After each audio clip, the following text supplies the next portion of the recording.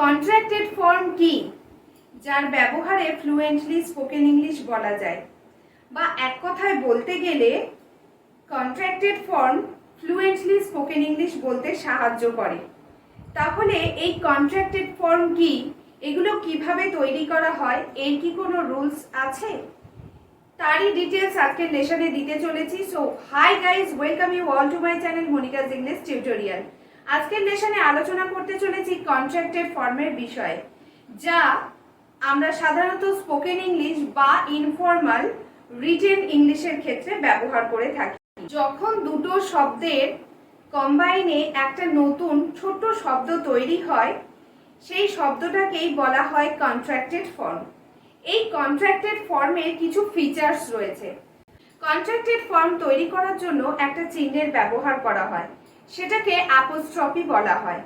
Second হচ্ছে, contracted form তৈরি করার সময় যে দুটো ওয়ার্ড নিয়ে তৈরি হচ্ছে, সেই দুটো ওয়ার্ডের মধ্যে থেকে কখনো কখনো একটা বা কখনো কখনো একটার বেশি লেটার্সকে বাদ দিতে হয়, তবেই একটা নতুন শব্দ তৈরি হয়, আর যার সাউন্ড সম্পূর্ণ আলাদা হয়।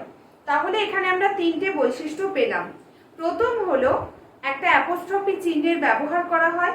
সেকেন্ড হলো দুটো শব্দকে নিয়ে একটা নতুন শব্দ তৈরি করা হয়, যার প্রোনাউন্সিয়েশনটা সম্পূর্ণ আলাদা হয়।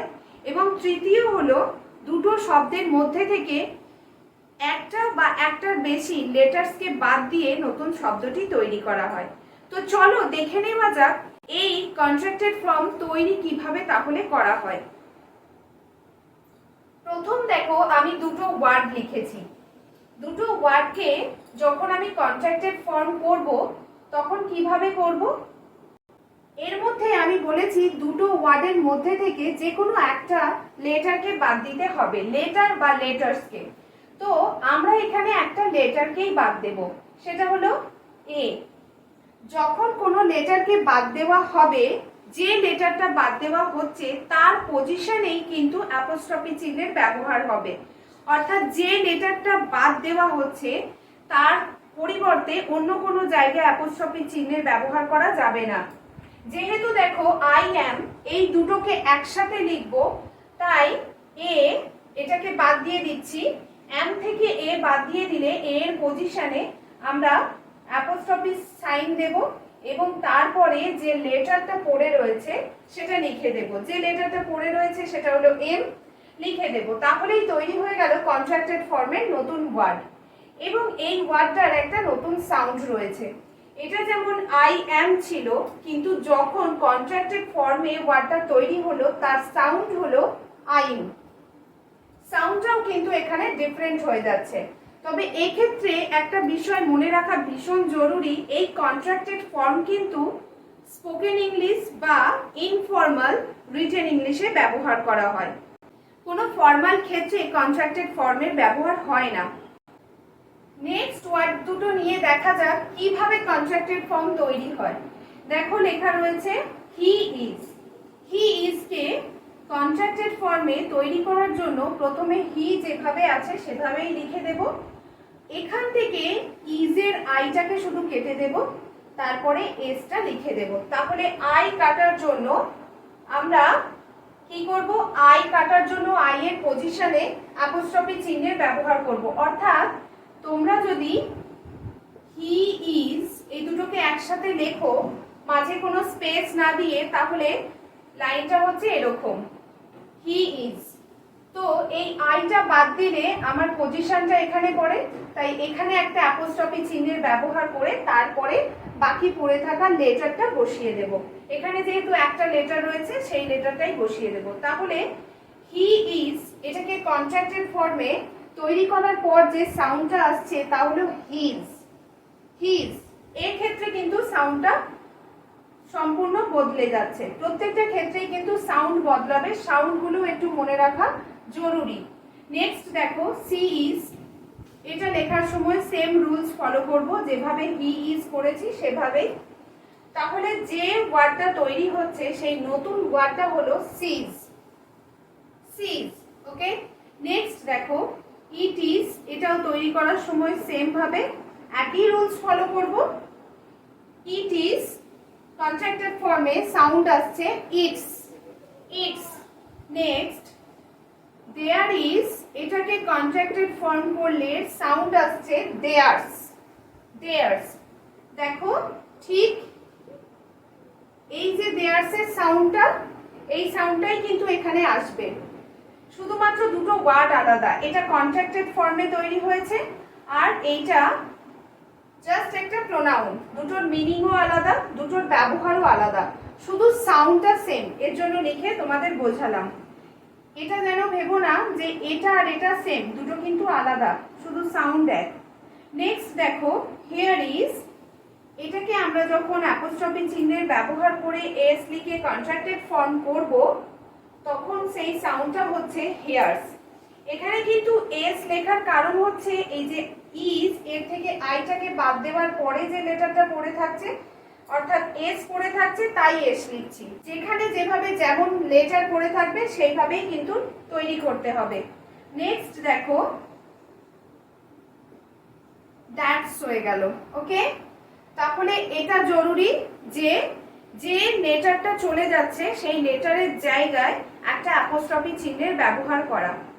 তবে তোমাদের মনে প্রশ্ন আসতে পারে যে ফর্মাল বা ইনফর্মাল বোঝাতে কি, ইনফর্মাল কি, ফর্মালি বা কি?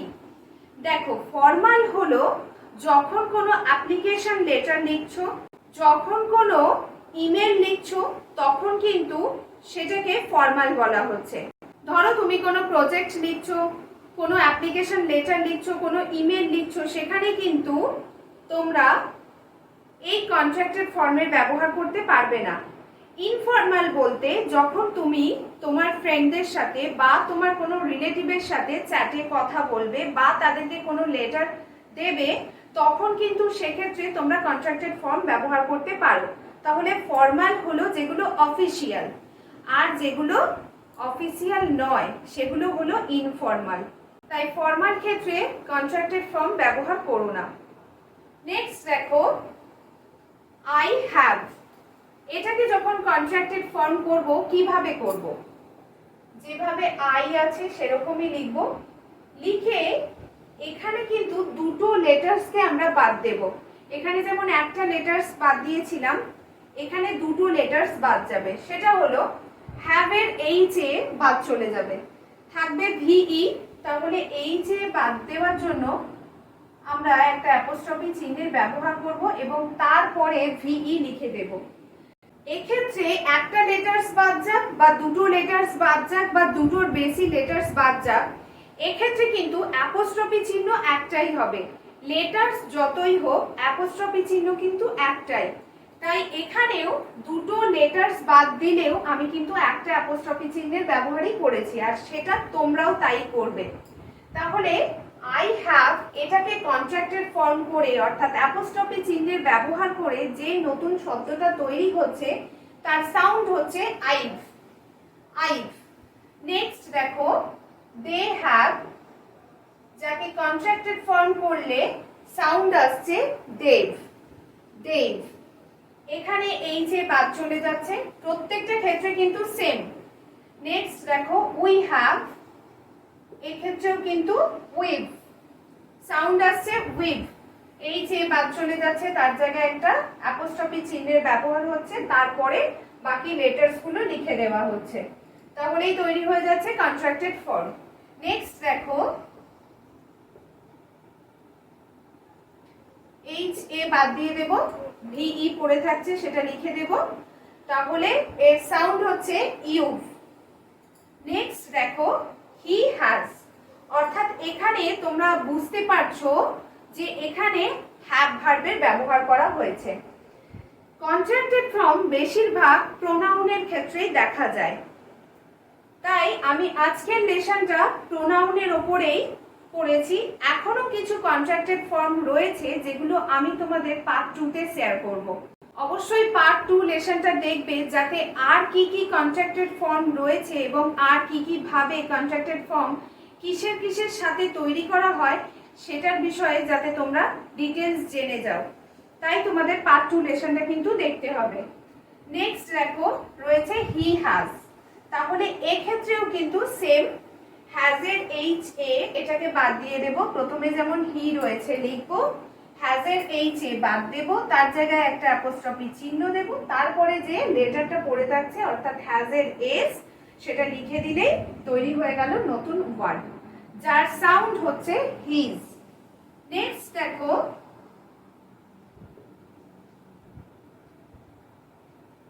ইটস। ওকে, কন্ট্রাক্টেড ফর্মে এর সাউন্ড আসছে ইটস। এখানে কন্ট্রাক্টেড ফর্মে এর সাউন্ড আসছে সিজ। এইচ এ এটাকে বাদ দিলে সাউন্ড আসছে সিজ। এবার তোমাদের একটা ইম্পর্টেন্ট বিষয় দেখানোর আছে। দেখো এখানেও হি হ্যাজ একে কন্ট্রাক্টেড ফর্ম করলে যেমন হিজ আসে, তেমনি হি ইজ এটাকেও কন্ট্রাক্টেড ফর্ম করলে হিজ আসে। দুটোর সাউন্ডও সেম, দেখতেও সেম।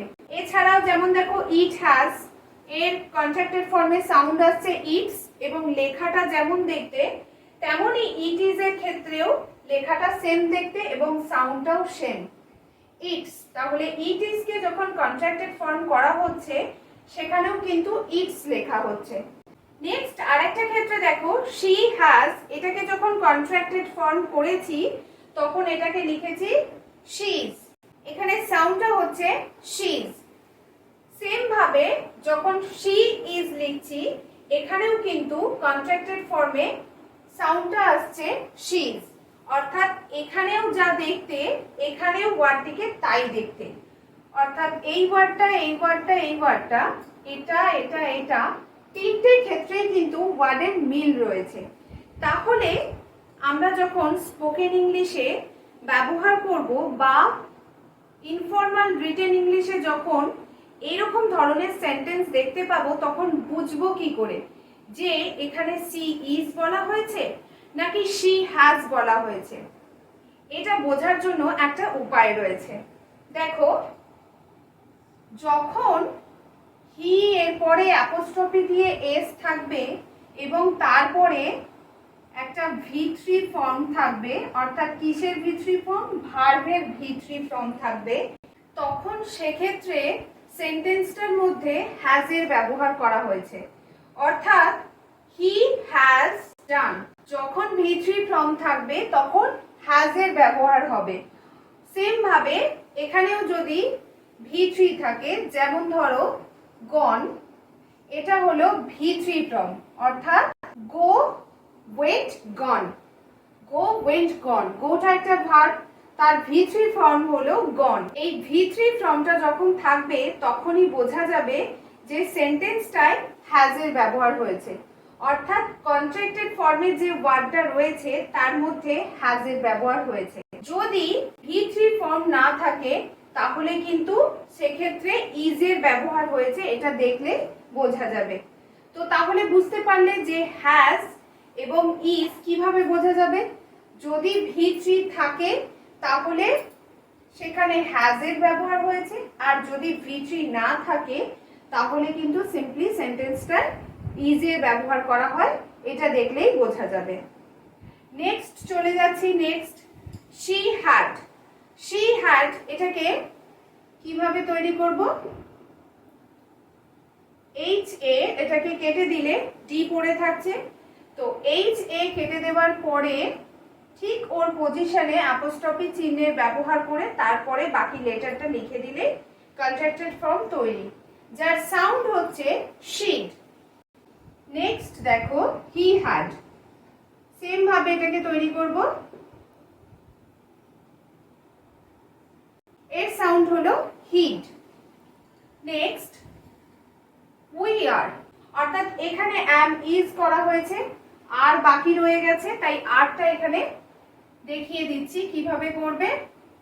এক্ষেত্রে উই আর এটাকে কন্ট্রাক্টেড ফর্ম করতে গেলে এ আর এর মধ্যে থেকে এটাকে বাদ দিয়ে বাকি যে লেটার্স দুটো পড়ে থাকে সেই দুটোকে লিখে দেব এবং এর পজিশনে একটা অ্যাপোস্ট্রফি চিহ্ন দেব, তাহলেই তৈরি হয়ে যাবে কন্ট্রাক্টেড ফর্ম, যার সাউন্ড হচ্ছে উইয়ার। নেক্সট দেখো দে আর,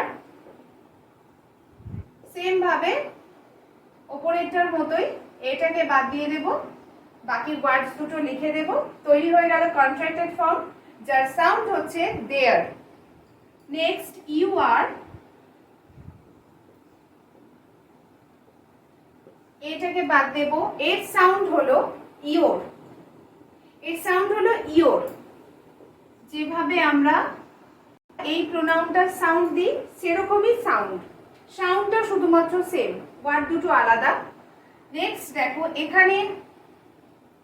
এখানে কন্ট্রাক্টেড ফর্মের ব্যবহার করে ওয়ার্ডটা ইওর সাউন্ড আসছে, এখানে কিন্তু কন্ট্রাক্টেড ফর্মের ব্যবহার না করে ইওর সাউন্ড, তাহলে দুটো কিন্তু সম্পূর্ণ আলাদা। নেক্সট দেখো হেয়ার ওয়াজ, এটাকে কি করব, হিয়ার্স লিখব। হেয়ার ওয়াজ, এটাকে হিয়ার্স সাউন্ড আসবে, হিয়ার্স, অর্থাৎ এখানে ডাব্লিউ এ এই দুটোকে বাদ দিয়ে দেব। একটা লেটারই পড়ে থাকে ওয়াজের মধ্যে এস, সেটাকে লিখেই আমরা কন্ট্রাক্টেড ফর্মটা তৈরি করব, তাহলে তার সাউন্ড হচ্ছে হিয়ার্স। নেক্সট সেম ভাবে দেয়ার্স, দেয়ার্স। Next that's. তাহলে সেম ভাবে ওয়াজের ক্ষেত্রে ডাব্লিউ এ বাদ দিয়ে যে এসটা পড়ে রয়েছে সেটা লিখে এবং ডাব্লিউ এ এর জায়গায় একটা অ্যাপোস্ট্রফি চিহ্নের ব্যবহার করে ওয়ার্ডটা তৈরি হচ্ছে। তাহলে কি সাউন্ড আসছে, হিয়ার্স। দেয়ার ওয়াজের ক্ষেত্রে দেয়ার্স, দ্যাট ওয়াজের ক্ষেত্রে দ্যাটস। এখানে দেখো, এখানে যেমন হিয়ার্স লিখেছি, দেয়ার্স লিখেছি, এখানে দ্যাটস লিখেছি, সেম ভাবে দেখো দেয়ার্স, হিয়ার্স, দ্যাটস এখানেও লেখা রয়েছে, কিন্তু এখানে ওয়াজ নেই, এখানে ইজ লেখা রয়েছে, অর্থাৎ ইজ এর পাস্ট ফর্ম ওয়াজ এখানে রয়েছে, আর এখানে ওয়াজ এর প্রেজেন্ট ফর্ম ইজ রয়েছে। তাহলে এই ক্ষেত্রে বোঝা যাবে কি করে যে এখানে ওয়াজ ব্যবহার করা হয়েছে না ইজ ব্যবহার করা হয়েছে।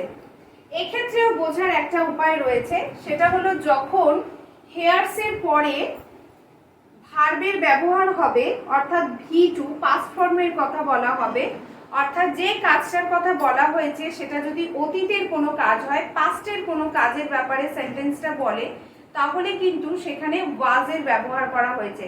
এক্ষেত্রে কিন্তু সেন্টেন্স দেখে বুঝতে হবে, এক্ষেত্রেও যেমন সেন্টেন্সের ভার্ব দেখে বুঝতে হবে, এক্ষেত্রে কিন্তু সেন্টেন্স দেখে বুঝতে হবে, কারণ কোনো কোনো ক্ষেত্রে ওয়াজের পরে ভার্ব নাও থাকতে পারে, তখন কিন্তু সেন্টেন্সটা পড়ে বুঝতে হবে যে সেন্টেন্সটা পাস্টের কথা বলছে, অর্থাৎ অতীতের কথা বলছে যা আগে হয়ে গেছে, নাকি প্রেজেন্টের কথা বলছে, সেটা দেখে সেন্টেন্সটা বুঝতে হবে। যদি পাস্টের কথা হয় তাহলে ওয়াজের ব্যবহার করা হয়েছে, যদি প্রেজেন্টের কথা হয় বা কোনো হ্যাবিচুয়াল ট্রুথের কথা বলা হয় তাহলে কিন্তু ইজের ব্যবহার করা হয়েছে।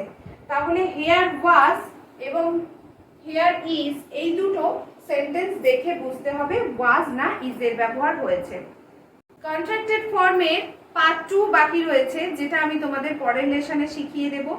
এই প্রোনাউন ছাড়াও আরো কিছু ওয়ার্ডকে আমরা একসাথে কম্বাইন করে কন্ট্রাক্টেড ফর্ম করি, এবং সেইগুলো কি কি পরবর্তী লেসনে আমি তোমাদের শিখিয়ে দেব। আজকের ভিডিওটা যদি ভালো লেগে থাকে তাহলে অবশ্যই একটা লাইক অ্যান্ড শেয়ার করো, এবং ভিডিওটা কেমন লাগলো, কতটা ভালো লাগলো সেটা আমাকে কমেন্ট বক্সে লিখে জানাও। আমার চ্যানেলে যারা নতুন রয়েছে, এখনো পর্যন্ত যারা আমার চ্যানেলটিকে সাবস্ক্রাইব করোনি, তারা আমার চ্যানেলটিকে সাবস্ক্রাইব করে দাও এবং পাশে থাকা বেল আইকন প্রেস করে দাও, যাতে আমার দেওয়া ভিডিওর নোটিফিকেশন তোমাদের কাছে আগে গিয়ে পৌঁছায়। দেখা হচ্ছে তোমাদের সঙ্গে পরবর্তী ভিডিওতে নতুন কোনো কন্টেন্ট নিয়ে।